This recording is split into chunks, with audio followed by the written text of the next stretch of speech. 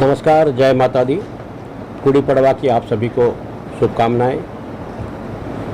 Corona का दूसरा कहर एक बार फिर हमारे नागपुर में बढ़ रहा है, जिसके पीछे का कारण अभी तक कोई बता नहीं पा रहा है।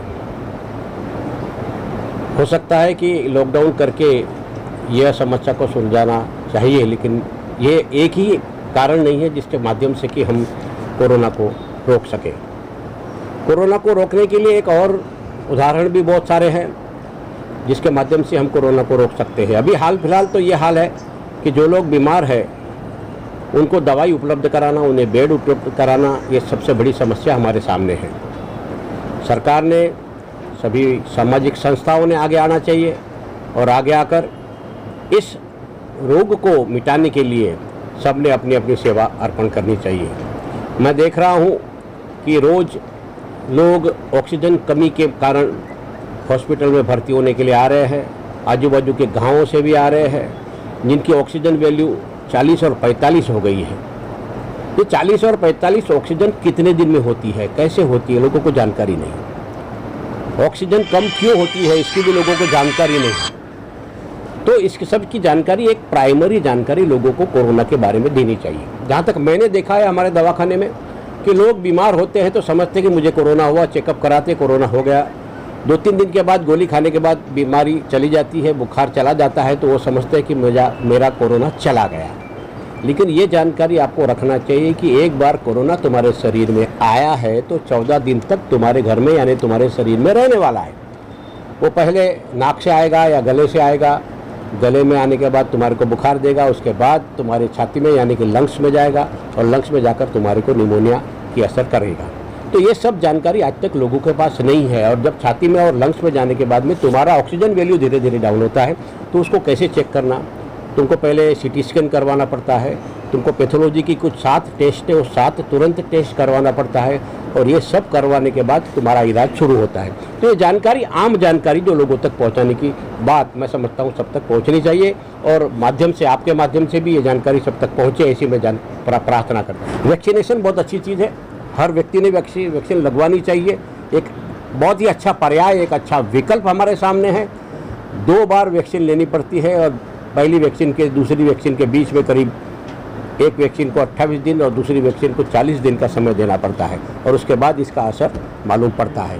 तो मैं समझता हूँ हर व्यक्ति ने, जब हमारे पास इतनी अच्छी सरकार ने उपलब्धता करवाई है तो उसका उपयोग करके वैक्सीन लेना चाहिए, तुरंत लेना चाहिए और अपने आप को और अपने परिवार को, अपने समाज को इस गंभीर बीमारी से बचाना चाहिए। मेरा 2-3 दिन पहले हमारे आदरणीय श्री कृष्णा जी खोपड़े आमदार जी से चर्चा हुई थी और मेरा एक ही विषय था कि कोरोना आईपीडी ये उस समय आवश्यकता पड़ती है जब व्यक्ति थोड़ा सा गंभीर अवस्था में पहुंचता है।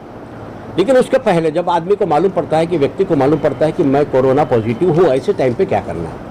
तो सरकार का एक कानून है कि वो क्वारंटाइन हो जावे और उसको जो किसी व्यक्ति, किसी डॉक्टर की दवाई फ़ोन के माध्यम से ले और फ़ोन के माध्यम से घर में पूरी तरह से ट्रीटमेंट करे।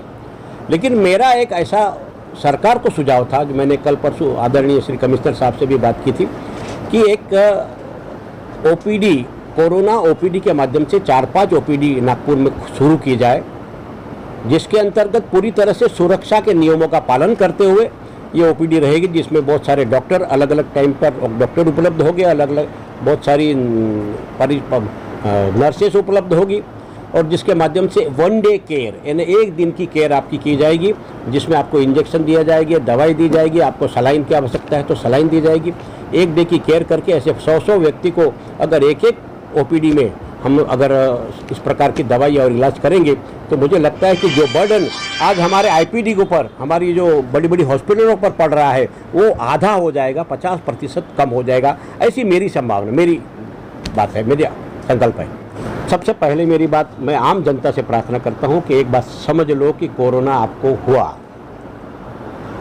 कोरोना की टेस्ट करने जाओगे तो 3 दिन में रिजल्ट आएगा।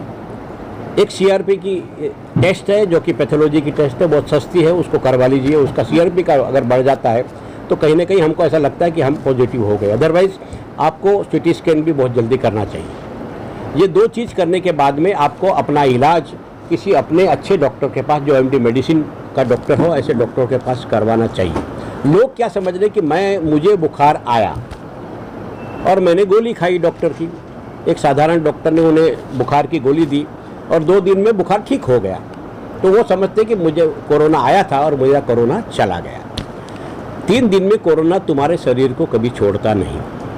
आपके शरीर में पहले कोरोना अगर नाक से आया तो पहले नाक में, जैसे आपकी नाक की सुगंध चली जाएगी, फिर गले में जाएगा, आपका नाक गले का टेस्ट चला जाएगा और जब गले में जाएगा वो आपको बुखार लाएगा। आपने देखा होगा कि जब भी गले में खराश होती है दूसरे दिन हर व्यक्ति को बुखार आता है, तो ये बुखार आपको आएगा। तो आपको जो बुखार आया है वो कोरोना के कारण आता है गले में रहने के बाद, और उसके बाद जब वो आपके लंग्स में जाता है उस टाइम पे वो लंग्स को बहुत परेशान करता है। लेकिन तब तक आपका बुखार चला गया होता है और आप अपने काम धंधे पे लग जाते हो और आपको लगता है कि मुझे अब कुछ भी नहीं है, वो उस समय वह कोरोना आपके लंग्स को ख़राब करता है और आपके लंग्स में कफ तैयार करता है जिसके माध्यम से आपको निमोनिया होता है। उस दरमियान हम बेदरकार रहते हैं और जिसके कारण हमारी ऑक्सीजन की वैल्यू धीरे धीरे कम होती है और हमारा सीटी स्कैन वैल्यू भी बढ़ जाता है। और उसके बाद जब हमको मालूम पड़ता है कि हमारे लंग्स को जब कोरोना ने ख़राब किया है तब तक बहुत देर हो चुकी होती है। अगर आपका सीटी वैल्यू 10 के ऊपर गया है तो समझना कि आपको आईपीडी में भर्ती होना ही पड़ेगा और आपको बहुत सारी दवाई के माध्यम से ही आपको अच्छा होना पड़ेगा। तो आईपीडी की बहुत बड़ी आवश्यकता आपको पड़ेगी, इसलिए 10 तक ना पहुँचे, आपका सीटी वैल्यू 10 तक ना पहुँचे, अगर उसके पहले ही अगर आप सचेत हो जाते हैं, आप जब बुखार आता है उस टाइम पे सचेत हो जाते हैं और उसकी जो आवश्यक दवाएं हैं वो अपने डॉक्टर से लेते हैं, तो मैं समझता हूँ आपको एक गंभीर बीमारी के पहले ही आप अच्छे हो सकते हैं। और जो सेवाभावी डॉक्टर हमारे समाज में आज कार्य कर रहे हैं मैं उन सभी को प्रणाम करता हूँ, नमस्कार करता हूँ और उनके अच्छे कार्य के लिए उनको ईश्वर से प्रार्थना करता हूँ कि उनको और शक्ति दे ताकि नागपुर की गंभीर बीमारी को हराने का काम उनके माध्यम से किया जाए।